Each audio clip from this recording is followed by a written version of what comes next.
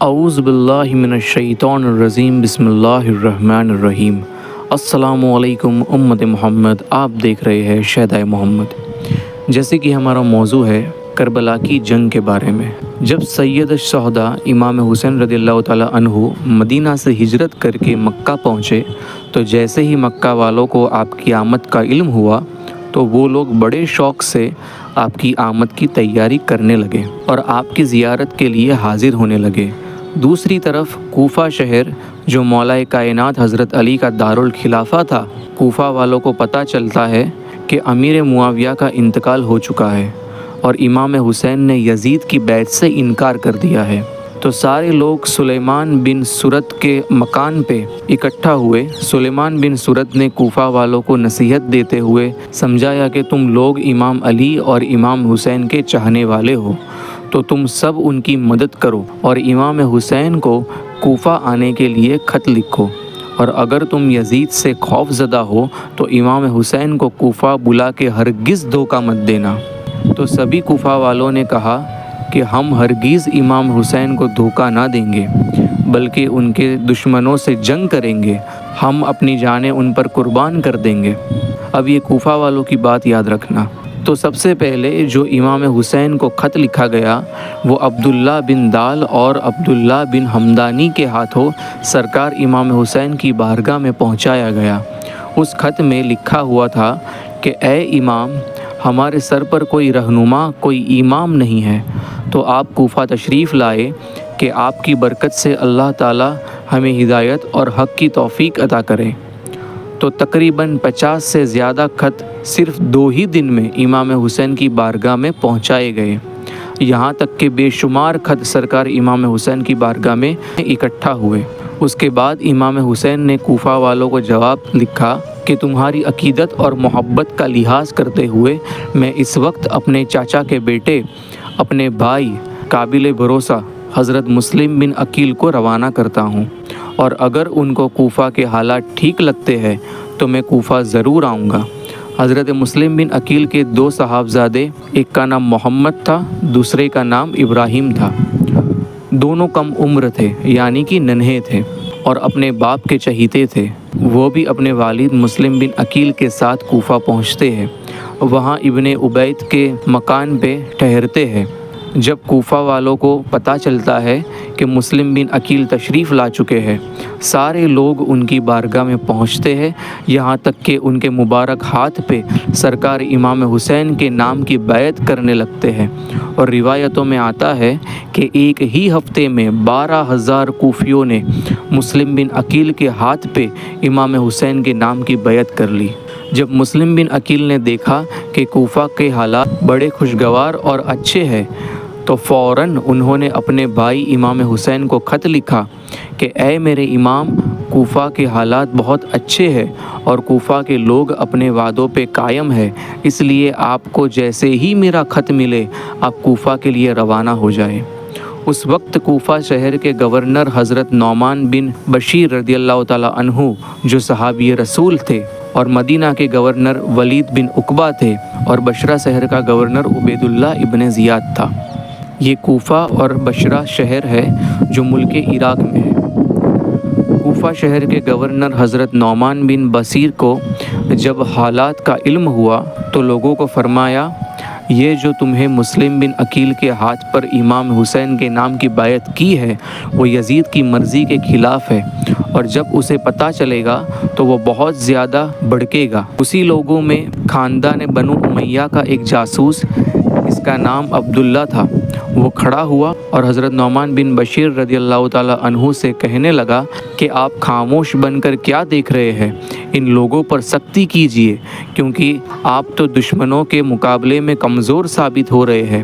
تب نعمان بن بشیر نے فرمایا، خدا کی قسم، اگر اللہ تعالیٰ کی فرما برداری کے ساتھ میں چاہے کمزور معلوم ہوتا ہوں تو یہ مجھ کو قبول ہے، کیونکہ اس کی نسبت سے میرے اللہ تعالیٰ کے قریب عزت دار لوگوں میں شامل ہو جاؤں گا۔ پھر اس جاسوس نے چپکے سے یزید کو خط لکھ دیا کہ کوفہ شہر میں مسلم بن عقیل آ چکے ہیں، اور بہت سارے کوفہ کے لوگوں نے ان کے ہاتھ پر امام حسین کے نام کی بیعت کر لی ہے۔ یہ کوفہ شہر آپ کے ہاتھ سے نکل رہا ہے، اس لیے اگر آپ کوفہ شہر کو بچانا چاہتے ہیں تو کسی زبردست انسان کو کوفہ شہر کا گورنر بنا کر بھیج دیجئے جو آپ کے حکم کے مطابق عمل کر سکے، اس لیے کہ یہاں کا گورنر نعمان بن بشیر ہے، یا تو کمزور ہے یا کمزور ہونے کا دعویٰ کر رہا ہے۔ جیسے ہی یہ خط یزید تک پہنچا وہ بڑا غصے میں آ گیا۔ اس نے اپنے دوستوں سے مشورہ کیا تو یزید کے دوستوں نے کہا، اس وقت بصرہ شہر کا جو گورنر ہے عبیداللہ ابن زیاد، وہ بڑا سخت اور ظالم ہے، تو آپ اسے کوفہ کا گورنر بنا دیجئے۔ یزید نے ایسا ہی کیا۔ کوفہ کے موجودہ گورنر صحابی رسول نعمان بن بشیر کو گورنر کے پد سے ہٹا دیا اور ان کی جگہ ظالم بدبخت عبیداللہ ابن زیاد کو گورنر بنا دیا، اور اسے حکم دیا کہ فوراً مسلم بن عقیل کو گرفتار کر کے تڑی پار کر دو یا انہیں قتل کر دو۔ پھر ان کے بعد امام حسین آ جائے تو سب سے پہلے ان سے بیعت طلب کر لو، اور اگر بیعت کر لے تو ٹھیک ہے، ورنہ حسین بن علی کو وہیں قتل کر دیا جائے۔ اب کوفہ شہر اور بصرہ شہر دونوں کے درمیان ایک جگہ ہے جسے مقام قدسیہ کہتے ہیں۔ تو جب عبیداللہ ابن زیاد بصرہ سے کوفہ شہر کے لیے روانہ ہوا تو مقام قدسیہ میں سارے سپاہیوں کو چھوڑ دیا اور اپنے ساتھ صرف 20 سپاہیوں کو رکھا۔ اب ذرا غور کرو کہ کوفہ شہر میں داخل ہونا یہ عبیداللہ ابن زیاد کے لیے اتنا آسان نہیں تھا، کیونکہ اس وقت پورے کوفہ شہر میں یزید کے خلاف حالات تھے۔ تو حجازی علاقے کے مطابق اس نے حجازی کپڑے پہن کر اور حجازی راستے سے داخل ہوا۔ حجازی علاقے میں مکہ اور مدینہ شامل ہے۔ حجاز کے راستے سے مغرب اور عشاء کے درمیان اندھیرے کے وقت وہ کوفہ شہر میں داخل ہوا، کیونکہ وہ کوفہ والوں کو دھوکہ دینا چاہتا تھا کہ کوئی اسے پہچان نہ لے اور کوفہ والے یہی سمجھے کہ امام حسین کوفہ تشریف لا چکے ہیں، اور ایسا ہی ہوا۔ کوفہ والوں نے حجازی لباس میں حجازی راستے کے ساتھ ساز و سامان کے ساتھ رات کے اندھیرے میں عبیداللہ ابن زیاد کو آتا ہوا دیکھا تو سبھی لوگوں نے سمجھا کہ یہ سرکار امام حسین ہے، تو سارے کوفہ والوں نے اچھا استقبال کیا، یہاں تک کہ بہت زیادہ بھیڑ ہو گئی کہ راستے سے نکلنا مشکل ہو گیا۔ تو حالات یہ ہوئے کہ عبیداللہ کے 20 ساتھیوں میں سے ایک ساتھی نے کوفہ والوں سے کہا، راستہ خالی کر دو، یہ کوفہ کے نئے گورنر عبیداللہ ابن زیاد ہے۔ تو کوفہ والوں نے جب یہ سنا ان کو بڑی تکلیف ہوئی، افسوس ہوا اور اپنے گھر واپس چلے گئے، اور عبیداللہ ابن زیاد گورنر کے مکان میں داخل ہو جاتا ہے۔ جیسے ہی صبح ہوئی عبیداللہ ابن زیاد نے کوفہ کے سارے لوگوں کو اکٹھا کیا اور کہا،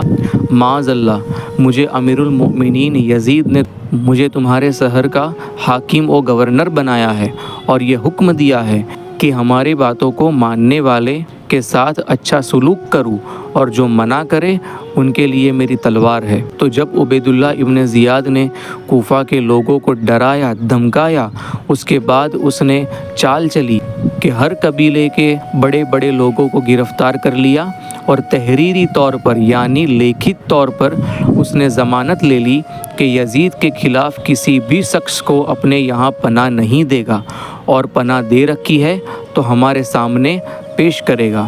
اور جو ہمارے فرمان پر عمل نہیں کرے گا ہم اس کو قتل کر دیں گے،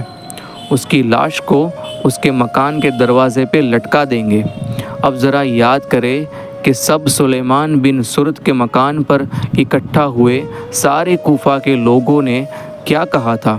کہ وہ امام حسین کو دھوکہ نہیں دیں گے، بلکہ ان کے دشمنوں سے جنگ کر کے اپنی جان امام حسین اور اہل بیت پر قربان کر دیں گے۔